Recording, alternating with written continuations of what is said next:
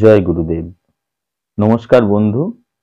আজকে আপনাদের জন্য অল্প খরচে প্রতিকারের ভিডিও নিয়ে এসেছি। অল্প খরচে প্রতিকার কেন বললাম? যারা আমার দুস্থ ভাই বোন, গরিব ভাই বোন যারা গ্রহ প্রতিকার করাতে চান অথচ গ্রহ প্রতিকার করাতে পারছেন না, এই ভিডিওটা হচ্ছে তাদের জন্য।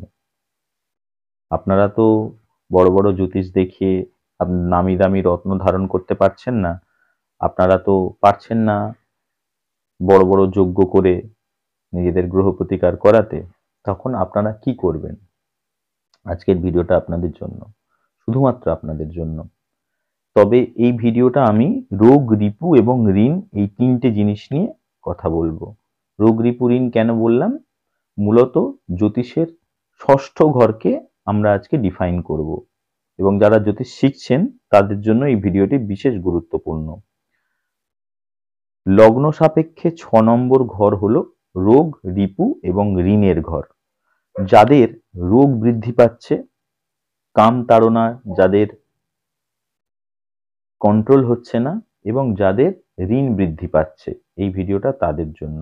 রোগ বৃদ্ধি পাচ্ছে বলতে বাড়ি থেকে রোগ ব্যাধি ছাড়ছে না এবং আপনার নিজেরও রোগ ব্যাধি ক্রমশ বেড়েই যাচ্ছে, নানা রকম ডাক্তার দেখিয়েছেন, কোনো কাজে আসছে না। এইরকম পরিস্থিতি হলে বা আপনার পরিবারে কোনো থার্ড পার্সন ঢুকেছে, তৃতীয় ব্যক্তি ঢুকেছে, তৃতীয় ব্যক্তি ঢোকার জন্য আপনার পরিবারে অশান্তি হচ্ছে এবং কোনো একজন স্বামী বা স্ত্রীর মধ্যে কেউ একজন ব্যভিচারে লিপ্ত হয়েছেন। কারণ ষষ্ঠ ঘর হলো সপ্তমের দ্বাদশ ঘর। সপ্তম অস্তমিত হয়ে যায় কিন্তু ষষ্ঠের জন্য, মনে রাখতে হবে। মানে সপ্তম হচ্ছে আমাদের বিবাহ জীবনের স্থান, আর ষষ্ঠ হচ্ছে সপ্তমের দ্বাদশ। কোনো লগ্ন সাপেক্ষে লগ্নের দ্বাদশ ভাব যদি সেই ঘরের ব্যয় ভাব হয়, সেই ভাবের ডিস্ট্রয় হয়, তেমনি বিবাহ ভাবের ডিস্ট্রয় ভাব কিন্তু 6th হাউস। বিবাহ সম্পর্কই সম্পূর্ণ শেষ হয়ে যায় যদি কেউ ব্যভিচারে লিপ্ত হয় পরিবারের স্বামী স্ত্রীর মধ্যে। এইরকম কেউ, এরকম কোনো পজিশন হয়েছে, অথবা আপনার ঋণ বৃদ্ধি পেয়ে যাচ্ছে, প্রচুর পরিমাণে ধার দেনা হয়ে যাচ্ছে। এই তিনটের মধ্যে কোনো একটা সিচুয়েশন যদি আপনার থাকে, তাহলে এই ভিডিওটা আপনার জন্য। তাহলে আপনাদের কি করতে হবে? জ্যোতিষের কাছে দৌড়বেন? বড় বড় প্রতিকার নেবেন? কিছু দরকার নেই। আমার দু তিনটে আজকে টিপস দেবো, এটা ভালো করে মন দিয়ে শুনুন। খুব সাধারণ জিনিস থেকে আপনারা এগুলো করতে পারবেন, কেননা আমি এইটার জন্য, মানে আপনারা যেটা পারবেন সেই জন্য দেখুন আমি খুব সোজা আপনাদের বাড়িতে সবার কাছে বেণী মাধব শিলের এই পাঁজিটি থাকে সকলের কাছে, আপনারা এর মাধ্যমেই প্রতিকার করতে পারবেন, আপনাদের বড় কিছু করতে হবে না। এতে কি আছে? এতে দেখবেন গ্রহগণের দোষ শান্তি বলে একটা পেজ আছে। গ্রহগণকে কিভাবে একদম বাস্তবসম্মত এবং মানে কি বলবো, শাস্ত্র থেকেই নেওয়া, যে কোন গ্রহ যখন, কোনো গ্রহ যখন বিরূপ হয় তাকে কি দান করলে সেই গ্রহটা সন্তুষ্ট হয়। তো ষষ্ঠপতি ন্যাচারালি আপনার সিক্সথের, আপনার জন্মের সাথে সাথে আপনার সিক্স লর্ডকে তৈরি করা হয়েছে, বা সিক্স লর্ড এমনভাবেই প্লেস হয়েছে আপনার, যাতে আপনাকে তিনি এই জিনিসগুলোর জন্য, রোগ, রিপু, ঋণের জন্য শাস্তি প্রদান করেন, বা আপনার এইগুলোর মাধ্যমে আপনার কর্মফল খণ্ডন হবে। তো যাই হোক, বেশি ডিটেলে যাচ্ছি না। আপনার ষষ্ঠপতি যদি রবি হয়, বা আপনার ষষ্ঠপতি যদি বুধ হয় বা মঙ্গল হয়, এটা আপনাকে আইডেন্টিফাই করে নিতে হবে প্রথমে। আপনার ষষ্ঠপতিকে যদি না বুঝতে পারেন আমাদের কাছে আসবেন, আমরা বলে দেব, অথবা কোনো জ্যোতিষের থেকে জেনে নেবেন বা কোনো ইন্টারনেটে সফটওয়্যারের থেকে দেখে নেবেন আপনার কি লগ্ন, সেই লগ্ন সাপেক্ষে 6 নম্বর ঘর কোনটা, সেই 6 নম্বর ঘরের মালিককে শুধু জানতে হবে। আপনি যদি একটু সামান্য জ্যোতিষ চর্চা করেন আপনি জানেন, আর যদি না জানেন কোনো ভাই বোনের থেকে, কারোর থেকে কোনো জ্যোতিষ একটু টুকটাক চর্চা করে তাদের থেকে অন্তত শুধু এইটুকুনি জেনে নেবেন আপনার ষষ্ঠপতি কে। আপনার ষষ্ঠপতি যদি রবি হয় তাহলে আপনি কি করবেন? পরিষ্কার শিব মন্দিরে যাবেন, রবিবার দিন যাবেন, যেহেতু আপনার রবি গ্রহের প্রতিকার করাতে হবে। শিব মন্দিরে গুড়, তামা আর রক্তচন্দন দান করবেন। গুড়, তামা আর রক্তচন্দন, আর কিচ্ছু করতে হবে না। ব্যাস এইটুকুনি। আপনি নর্মাল যেরকম শিব পুজো দেবেন তার সাথে সাথে শিব ঠাকুরকে কি কি দেবেন? গুড় দেবেন, তামা দেবেন আর রক্তচন্দন দেবেন মন্দিরে। এটা দান করবেন, মানে আলাদা করে ওনাকে উপর শুধু চড়াবেন তো ঠিক আছে, শিব ঠাকুরের উপর সব চড়ানো হয় ঠিক আছে, কিন্তু আলাদা করে মন্দিরে দান করবেন আপনার সামর্থ্য অনুযায়ী। কি, একটু গুড়, একটু তামার কোনো টাকা পয়সা বা কয়েন ফয়েন যা হোক কিছু, বা তামার কোনো পাত্র, কোনো কিছু তামার জিনিস, আর লাল রঙের চন্দন, রক্তচন্দন। রক্তচন্দন কাঠ হলেও হবে, ঠিক আছে।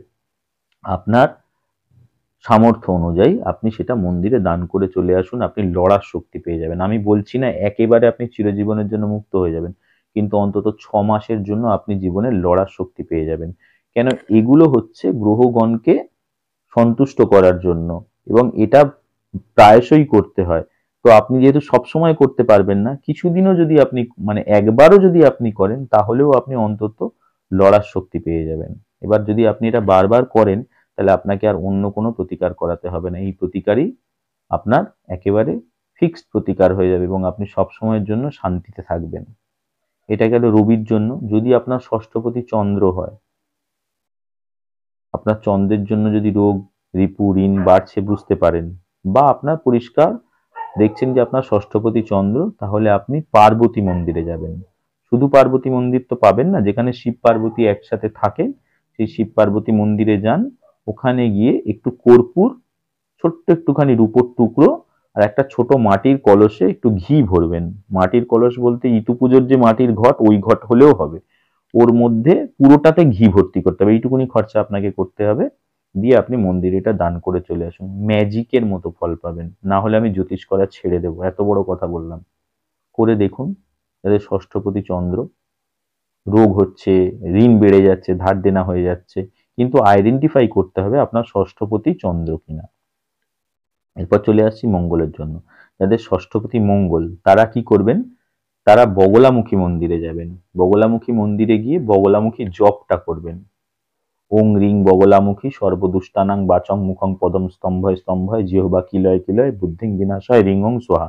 এই জপটা অবশ্যই করবেন। এবং ইভেন যদি আপনাকে ধরুন রাস্তাঘাটে, আপনি যদি কোনো মহিলা হন, আপনাকে রাস্তাঘাটে কোনো পুরুষ ডিস্টার্ব করছে, বা আপনার শত্রু বাড়ছে, যারা ব্যবসায়িক শত্রুতার মধ্যে পড়েছেন, বা কোনো রকম ভাবে আপনার পিছনে শত্রু লেগে গেছে, এই রকম কন্ডিশনে আপনি কি করবেন, ওই সর্বদুষ্টা নামের জায়গায় সেই ব্যক্তির নামটা বলে দেবেন। সর্বদুষ্টা নাম বলবেন না, ওং রিং বগলামুখী। যদি যদি তার নাম অরুণ দাস হয়, তাহলে ওং রিং বগলামুখী অরুণ দাসও বাচং মুখং পদম স্তম্ভয় স্তম্ভয় জিহ্বা কিলয় কিলয় বুদ্ধিং বিনাশয় রিং ওং সোহা 3 বার বলুন। বলে ওই বগলামুখী মন্দিরে কি দান করবেন, গুড়, লাল রঙের কাপড়, আর করবী ফুল। এই 3টে জিনিস, এই 3টের মধ্যে কোনো একটা যদি না পান, তার বদলে তামা দিতে পারেন। মানে গুড়, তামা, করবী ফুল, বা গুড়, তামা, লাল রঙের কাপড়, লাল রঙের একটা রুমাল দিলেও হবে, আপনার সাধ্য যদি লাল শাড়ি আপনার দেওয়ার না ক্ষমতা থাকে। একবার অন্তত করুন, আপনি ম্যাজিকের মতো ফল পাবেন। ঠিক আছে। এরপরে চলে আসছি বুধের জন্য। যাদের ষষ্ঠপতি বুধ, যাদের এবং এরকম অবস্থায় তার রোগ বেড়ে যাচ্ছে, বা ঋণ বেড়ে যাচ্ছে, এই ধরনের কোনো সমস্যা হচ্ছে, বা কথা বলার সমস্যা হচ্ছে, গলায় সমস্যা হচ্ছে, এই ধরনের সমস্যায় যারা ভুগছেন, তারা কি করবেন, নারায়ণ মন্দিরে যান, যে কোনো নারায়ণ মন্দিরে, অথবা 10 মহাবিদ্যার মধ্যে ত্রিপুর সুন্দরী মন্দিরেও যেতে পারেন। সেখানে গিয়ে আপনাকে কি দান করতে হবে, নীল রঙের কাপড়, মুখ কড়াই, আর আঙুর। এই 3টে জিনিস, নীল রঙের বস্ত্র, মুখ কড়াই, আর আঙুর, এই 3টে জিনিস দান করে আসুন আপনার সাধ্য মতো। দেখবেন আপনার সেই সমস্যা থেকে আপনি মুক্তি পাচ্ছেন, এবং লড়ার শক্তি পেয়ে যাবেন। আপনি জীবনের লড়াইটাই তো আসল। আপনি লড়াই করার যখন এনার্জি পেয়ে যাবেন, তখন জীবনে দেখবেন, ভগবানকে আমরা বলি না, কি বলি, যে দুঃখ যদি দাও কিন্তু সওয়ার শক্তি দাও। দুঃখ তো আসবে, মানুষ জীবন মানে, আমরা পৃথিবীতে জন্মগ্রহণ করেছি মানে দুঃখ আমাদের থাকবে, এর থেকে মুক্তি নাই। কিন্তু এর সঙ্গে লড়ার শক্তিটা পাবেন। আর এই দানের ব্যাপারটাও একটুখানি বলে রাখি। আহ কৃপণ কবিতায় রবীন্দ্রনাথ ঠাকুর কি বলেছেন, তখন কাঁদি চোখের জলে দুটি নয়ন ভরে, তোমায় কেন দিইনি আমার সকল শূন্য করে। বলেছেন তো গীতাঞ্জলি মধ্যে মানে ওনার কৃপন বলে একটা কবিতা, তার ইংলিশ টার্মটাও রয়েছে, যারা একটু এগুলো নিয়ে করেন, চর্চা করেন, তারা নিশ্চয়ই জানেন। গীতাঞ্জলির 50 নম্বর কবিতা। যাই হোক, তো ওখানে ভগবান এসেছেন, ভগবানকে আমি নিজে দান ভিক্ষা মানে দান করছি, ভগবান আমার কাছে হাত পেতে চেয়েছেন, আমি ছোট্ট একটা কণা তার হাতে তুলে দিয়েছি, বাড়ি এসে যখন আমি ভিক্ষার ঝুলিটা উজাড় করে দেখছি যতটুকুনি দান করেছি ততটুকুনি আমার কাছে, ততটুকুনি সোনা এসছে আমার। তখন আমি হু হু করে কাঁদছি, চোখের জল বেরোচ্ছে। তখন বলছি কেন আমার কাছে যা ছিল সব তোমাকে দিয়ে দিন, সব যদি দিয়ে দিতাম তাহলে সবটাই সোনা হয়ে ফিরতো।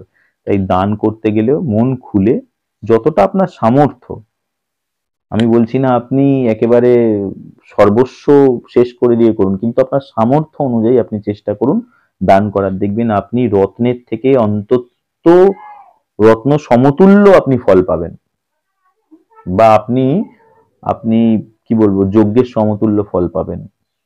আপনাকে বড় বড় প্রতিকার নিতে হবে না। এরপরে চলে আসছি বৃহস্পতির জন্য, যাদের ষষ্ঠপতি বৃহস্পতি। তবে খেয়াল রাখবেন আমি কিন্তু অষ্টমপতি দ্বাদশপতির কথা কিন্তু আজকে বলছি না, আমি কিন্তু শুধু ষষ্ঠপতির কথাই বলছি, ঠিক আছে? কন্ট্রাডিকশনে যাবেন না, শুধুমাত্র মনে রাখবেন কারোর দ্বিমত থাকতেই পারে আমার সাথে। তো আজকে আমি শুধু ষষ্ঠপতির কথা বলছি। যাদের ষষ্ঠপতি বৃহস্পতি তারা তারা মন্দিরে যাবেন, এবং অন্য কোনো মন্দিরে নয়, তারা মন্দিরে এবং মা তারার মন্দিরে চিনি, ডালচিনি আর নুন, এই তিনটে জিনিস দান করবেন। নুন, চিনি আর ডালচিনি, মানে দারুচিনি, যেটা গরম মশলার মধ্যে থাকে, যেটা দারুচিনি, ওইটা আপনার সাধ্য মতো। আর এই নুনটা কিন্তু সাধারণ আমাদের খাবার নুন, ওই নুন দেবেন না, ভুলেও না। এটা হচ্ছে সৈন্ধব লবণ বা সিন্দুক নুন যেটাকে বলা হয়, যেটাকে দোকানে গিয়ে সিন্ধা সল্ট বললেও পেয়ে যাবেন, ঠিক আছে? না, এই সিন্ধা সল্ট দিয়ে ঘর মুছলেও ঘর থেকে ঘরের নেগেটিভ এনার্জি কিন্তু দূরে চলে যায়। যাদের বাড়িতে বিভিন্ন রকম নেগেটিভ এফেক্ট ভরে যাচ্ছে, রোগ ব্যাধি ভরে যাচ্ছে, রোগ ব্যাধি ছাড়ছে না, টাকা পয়সা আসছে না, ধার দেনা ভরে যাচ্ছে, ঘর থেকে ঘরে নানা রকম অশান্তি কাটছে না, এইরকম যাদের বাড়িতে আছে তারা ঘর মোছার জলে কিছুটা সৈন্ধব লবণ প্রত্যেকদিন ব্যবহার করুন। টানা যদি 40 দিন করতে পারেন, আপনি 2 চামচ দিন, বেশি দিতে হবে না। 1 প্যাকেট নিলে ডেলি 2 চামচ করে দিলে আপনার 1 মাস চলে যাবে।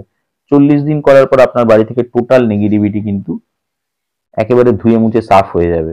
আপনি 3-4 দিন করার পরই আপনি এফেক্ট দেখতে পাবেন। আর আপনি যদি টানা 40 দিন করতে পারেন, আপনার ঘর সম্পূর্ণরূপে যত রকমই তার মধ্যে নেগেটিভিটি কিছু থাকুক সম্পূর্ণরূপে পরিষ্কার হয়ে যাবে। আচ্ছা, এরপরে চলে আসছি শুক্রে। যাদের ষষ্ঠপতি শুক্র তারা ভুবনেশ্বরী মন্দিরে যাবেন। ভুবনেশ্বরী মন্দির না পেলে বুঝতে পারলে নবগ্রহ মন্দিরে যাবেন, সেখানে গিয়ে দিলেও হবে। ভগবান শুক্রদেব যেখানে রয়েছেন সেখানে কি দেবেন, কোনো সুগন্ধি দ্রব্য দেবেন, যেটা থেকে ভালো সেন্ট বেরোয়, পারফিউম, বা আপনি কোনো আতর আতর দিতে পারেন, বা আপনি ভালো কোনো পারফিউম সেন্টও দিতে পারেন, ঠিক আছে? এই ধরনের কোনো জিনিস দিতে পারেন, অগরু দিতে পারেন। তার সাথে দেবেন ঘি, আর বাড়ি থেকে একটুখানি রূপোর একটা টুকরো অন্তত দিতে হবে ভগবান শুক্রদেবকে। এই তিনটে জিনিস যদি আপনি ভগবানকে শুক্রদেবকে বা ভুবনেশ্বরী মন্দিরে দান করে আসেন, আপনার শুক্রদেবের যে ষষ্ঠপতি হওয়ার জন্য যে সমস্যা, যদি শনিদেব আপনার ষষ্ঠপতি হন তাহলে মা দক্ষিণা কালিকার মন্দিরে যাবেন এবং সেখানে মাসকলাই, কালো তিল এবং একটা লোহার পেরেক রেখে আসবেন। ব্যাস, আর কিছু করতে হবে না। আশা করি আজকের ভিডিও আপনাদের সকলের ভালো লেগেছে। উপকার পেলে নিশ্চয়ই আমাকে কমেন্ট বক্সে জানাবেন। ধন্যবাদ বন্ধু, পরের ভিডিওতে আবার দেখা হবে।